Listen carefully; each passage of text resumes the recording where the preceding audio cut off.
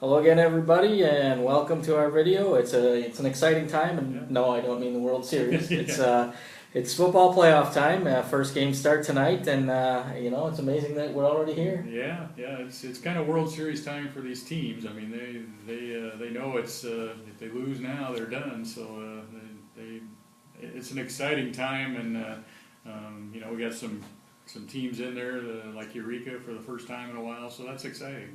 Yeah, and obviously some teams that have some title aspirations. Indeed, we've got 11 teams left from our area and 10 games this weekend. So first, we're going to start off looking at the reigning champions, the Tri-Valley Class 2A state champs a year ago. Went through unbeaten this year and a big showdown win last week against DMAC. Yeah, and I think they're really on a roll, and they play Rushville Industry in the first round, and Rushville, I think, has been outscored by a few points for the season. They've lost 2 in a row, so they're not coming in with a lot of momentum, and so I think this is a game that Tri-Valley will probably win pretty handily. Yeah, I mean, they've put up such a great year all year, a great offense with Evan Smith and Aaron Cussman, that quarterback. They've just been well balanced all the way, and that big win last week should motivate. Yeah, they put up such good offensive numbers that sometimes the defense gets overlooked, but they've really been good on defense too, and so I think it's going to be a long day for Rushville. Yeah, and the other team that still high in the polls is Normal Community. They're also playing tomorrow. They're home against Belleville West, a team they're semi-familiar with over the past couple of years. Yeah, I played them the last 2 years in regular season games, and even though Belleville West is 5-4, I know they've got a running back who had over 200 yards rushing against Normal last year, so I'm sure he's commanded a lot of attention in West Temple's practices this week to figure out how to slow that guy down, because he's over 1,000 again this year for the season. Yeah, you mentioned that. I believe that's Kristen Davis, I think it is, isn't it?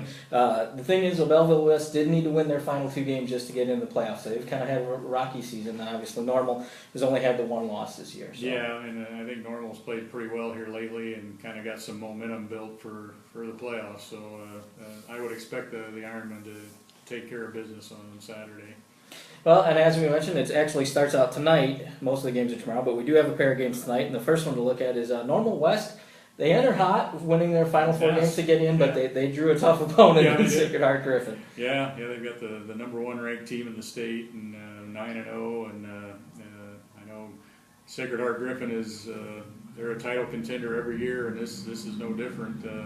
They've been rolling up some pretty impressive offensive numbers, but so is Normal West. This could be a real shootout type game, which most of them are involving Normal West. But I think Sacred Heart Griffin has just as many weapons. Yeah, they do. I mean, we've mentioned all year about how great a season that Genesis Forest has had, and Peyton Dillingham, a quarterback.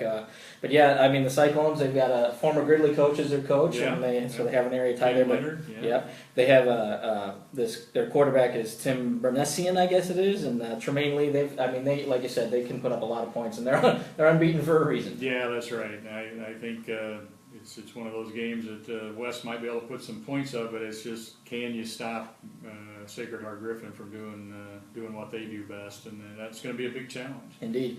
The other game, the one game that features 2 area teams, and it's quite a game actually. El Paso Gridley and Gibson City Melvin Silby, they played to an overtime in the regular season, and so this should be a tight matchup. Yeah, I think EPG won that one like 22-20 or something, and it should be a great game. I think. GCMS comes in with some pretty good momentum. I think they've been playing very well lately, and they've only given up, I think, 57 points all year or something like that. So their defense has been really solid. So, but yeah, I expect that to be another great game. Yeah, I mean, El Paso Gridley, you look, they're 6-3, but all 3 losses are to the other 3 playoff teams from the division. So they've had a pretty solid season themselves, and like I said, it was a tight game the first time they played. This should be an entertaining one tonight, I think. Yeah. So looking again to the rest of the games tomorrow, we've got Central Catholic. They had a real good season. They kind of sandwiched it with losses at the beginning and the end there. Yeah. But they're on the road to Elmwood Brimfield, and this is their first meeting since, I think, 1987 in the playoffs. Yeah. That bodes well for the Saints. They went on and won the state title that year in 1A. But I think the Saints, just the caliber of competition that they play, will probably help them in this game. Elmwood Brimfield's only loss was to Farmington, which is undefeated. So and obviously they've played a good schedule and as well. But I really expect the Saints to be able to go there and get a victory. Yeah, I mean, you talk about that passing combination we've mentioned all year between Max Mays and Bobby Brady, and Brady's also dynamic in the special teams game. Yeah.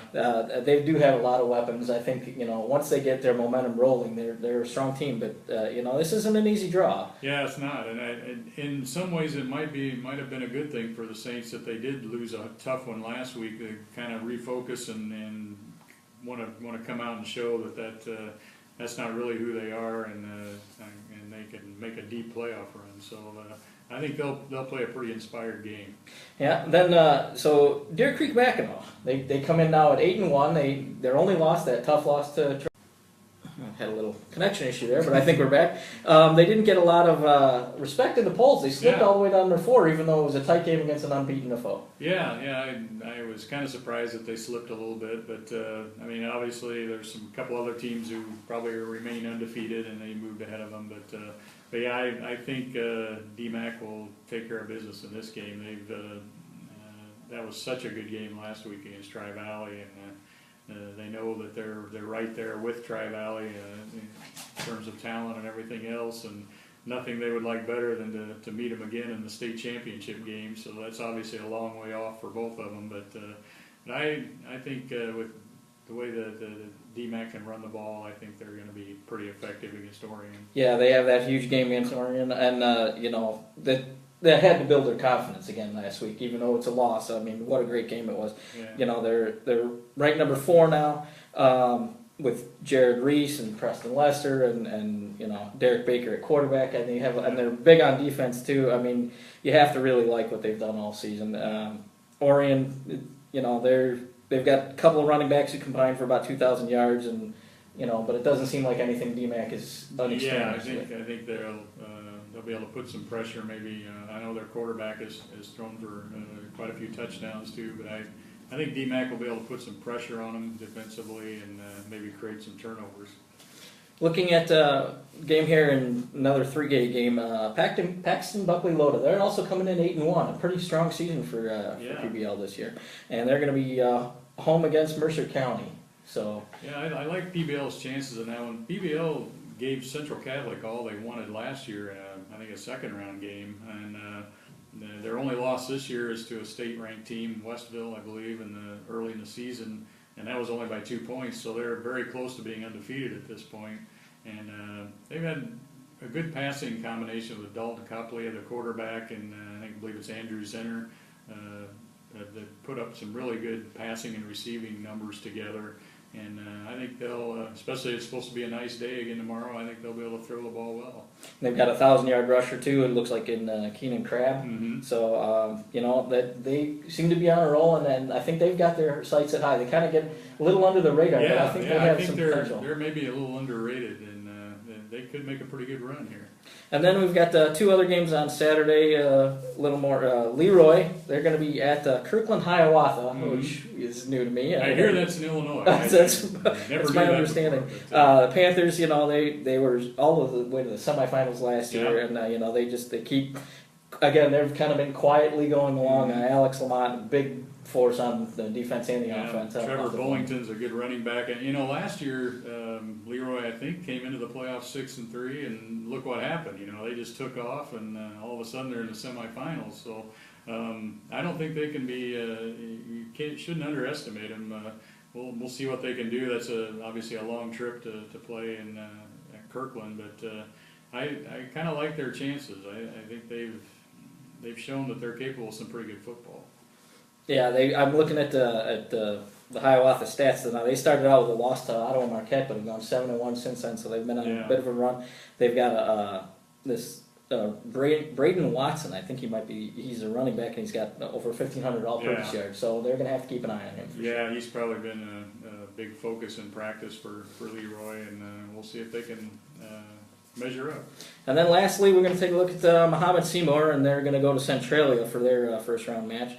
They 13 out of 14, or 14 out of 15 years, I guess it is for Muhammad, with a 1-year hiatus last year, but they're back in the playoffs. Yeah, they interesting to note, I know in our little preview that's going in tomorrow's paper, that Muhammad has only averaged about 15 points a game this year, but they've only given up like 12.4. So they've been very stingy on defense, and it's carried them to this point, and that's the big focus tomorrow is going to have to, or Saturday is going to have to be on the quarterback for Centralia. It sounds like he's a pretty big kid, 6'2", 225, very effective running and passing. So he'll kind of be the guy to stop.